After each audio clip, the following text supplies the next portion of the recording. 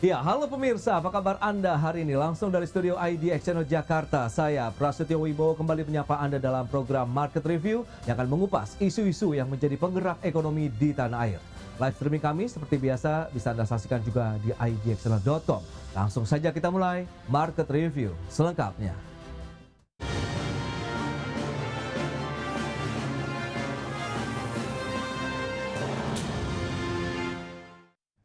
Realisasi investasi pada kuartal 2 tahun 2025 mencapai 477,7 triliun rupiah atau 25,1% dari target di tahun ini. Adapun serapan tenaga kerja mencapai 665.764 orang. Ini adalah pencapaian pada realisasi investasi triwulan kedua tahun 2025. Kita lihat angkanya itu 477,7 triliun, Mbak Sarah ya. Dan ini adalah peningkatan 11,5% dari tahun sebelumnya. Kalau kita bandingkan year on year-nya yang mana tahun sebelumnya 428,4 triliun. Dan kalau kita lihat dan yang ini adalah yang paling penting, penyerapan tenaga kerja. Penyerapan tenaga kerja yang terjadi dari hasil investasi yang masuk di dalam kuartal kedua ini adalah 665.000. Kemudian pernyataan Menteri Investasi atau Kepala Badan Koordinasi Penanaman Modal Rosan Roslani terkait realisasi investasi di tanah air pada kuartal 2 tahun 2025 yang mencapai 477,7 triliun rupiah. Realisasi tersebut menyentuh posisi 25,1% dari target tahun ini 1.905,6 triliun rupiah.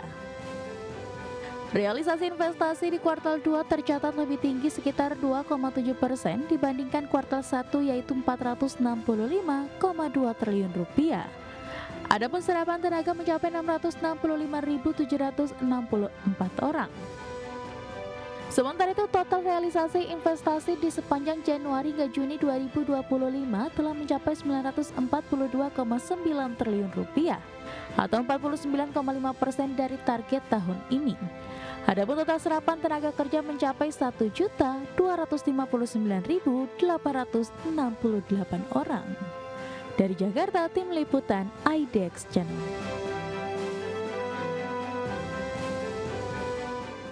Ya, pemirsa, untuk membahas tema kita kali ini, tren kenaikan realisasi investasi berlanjut di kuartal 2 tahun 2025. Kita sudah tersambung melalui Zoom bersama dengan Ibu Hardini Pusparini. Beliau adalah Ketua Komite Tetap Perencanaan Infrastruktur dan Pembiayaan Pembangunan Kadin Indonesia. Kemudian sudah bergabung juga Ibu Hosiana Situmorang. Beliau adalah Ekonom PT Bank Danamon Indonesia Tbk. Langsung saja kita sapa. Halo Bu Hardini, apa kabar?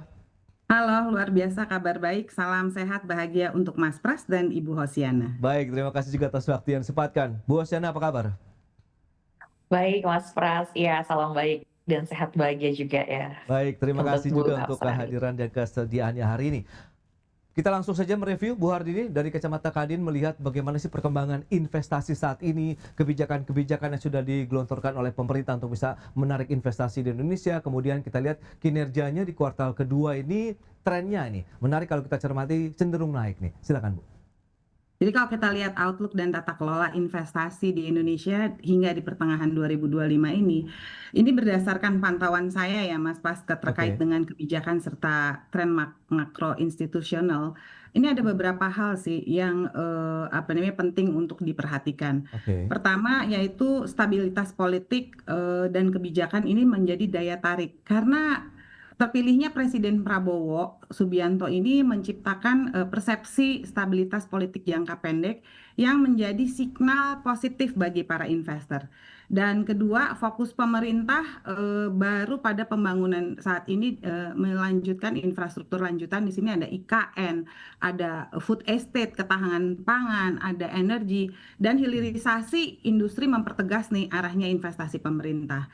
Dan juga terkait kepastian hukum atas regulasi dan harmonisasi lintas kementerian yang saat ini tentunya masih belum konsisten. Nah, kedua mengenai kepastian hukum dan regulasi.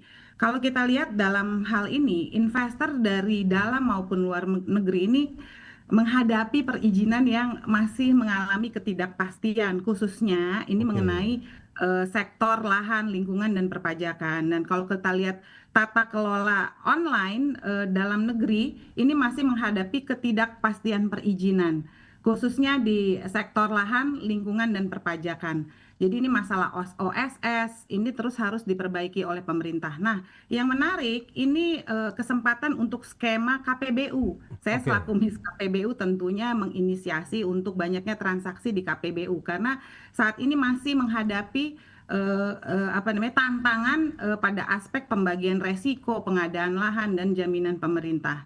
Nah, kalau kita lihat saat ini terkait dengan investasi hijau dan proyek strategis nasional yang mana Kadin ini akan membuat event di bulan September untuk sosialisasi daftar list PSN yang akan baru dikeluarkan pemerintah. oke, Nah, dalam hal investasi hijau ini pemerintah itu mendorong untuk rendahnya karbon, terutama untuk sektor energi terbarukan, transportasi, dan transportasi yang tentunya transportasi bersih dan kehutanan sosial.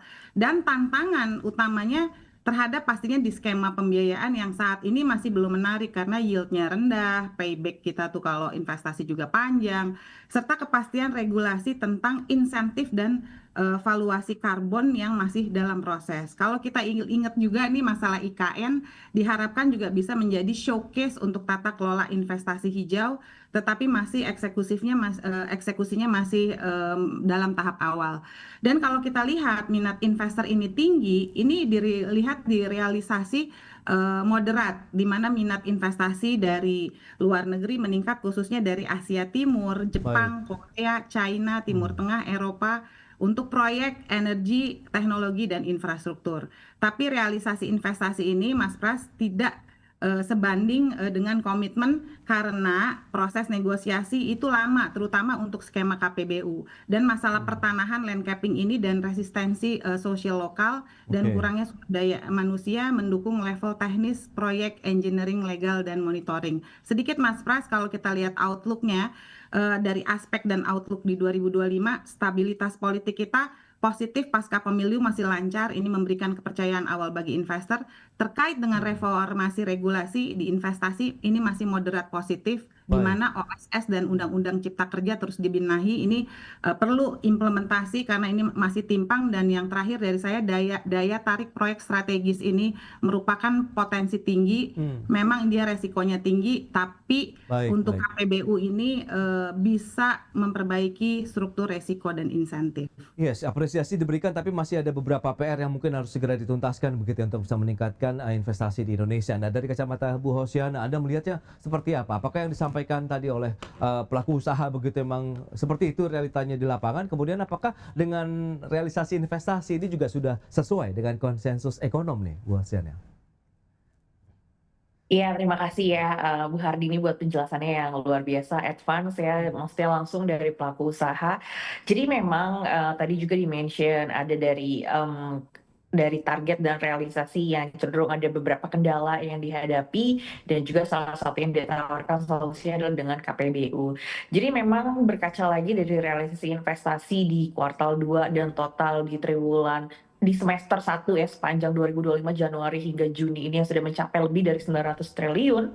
Tapi memang yang menjadi perhatiannya adalah ini kan kita udah cenderung selama 3-4 tahun ini tuh kayaknya dihilirisasi yang terjadi sangat masif ya, terbukti juga dengan daerahnya tadi ada di Sulawesi dan juga di Maluku Utara.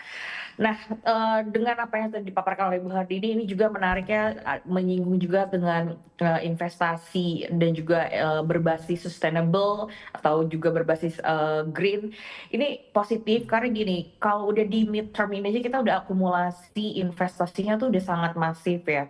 Dan di kuartal 2 ini untuk investor asingnya mencatatkan penurunan gitu, kontraksi sekitar 7% secara year on year. Ini sebenarnya suatu signal juga ya, memang di tengah perlambatan global, tapi kecenderungan ada suatu yang dikhawatirkan adalah suatu titik jenuh gitu. Nah, kalau nanti hilirisasinya sudah katakanlah sudah terpenuhi semua, berarti kan harus ada sektor-sektor lain yang dipersiapkan dari sekarang. Dan apa yang disampaikan oleh Bu Hardini tadi itu menarik ya, karena dengan persiapan, dengan target-target yang ingin dicapai, namun tadi masih ada kendala kesediaan lahan, kemudian juga dari perizinan.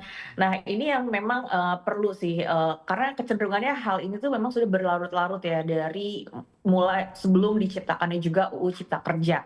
Nah, yang ke depannya yang mungkin dilihat dari sisi kacamata ekonom dan juga perbankan adalah memang sektor yang secara risikonya itu terukur dan juga, kalau kita lihat ya selain terukur juga, ini sustain gitu. Oke. Karena dengan arah ke depannya yang berarah lebih berbasis ESG, kita juga, terus mencari gitu. Karena dengan hilirisasi ini kan juga kita tahu ya ada banyak, beberapa pro dan kontra dan juga bagaimana nanti dampak dari sisi lingkungannya, itu sih, Pak. Baik, Bu Oceana, kita akan lihat nanti seperti apa sih dengan capaian investasi di kuartal kedua ini, apakah menjadikan Indonesia sebenarnya juga masih cukup seksi ya bagi para investor global maupun domestik. Kita akan bahas nanti di segmen berikutnya, kita akan jeda dulu sebentar. Dan pemirsa, kami akan segera kembali usai pariwara berikut ini.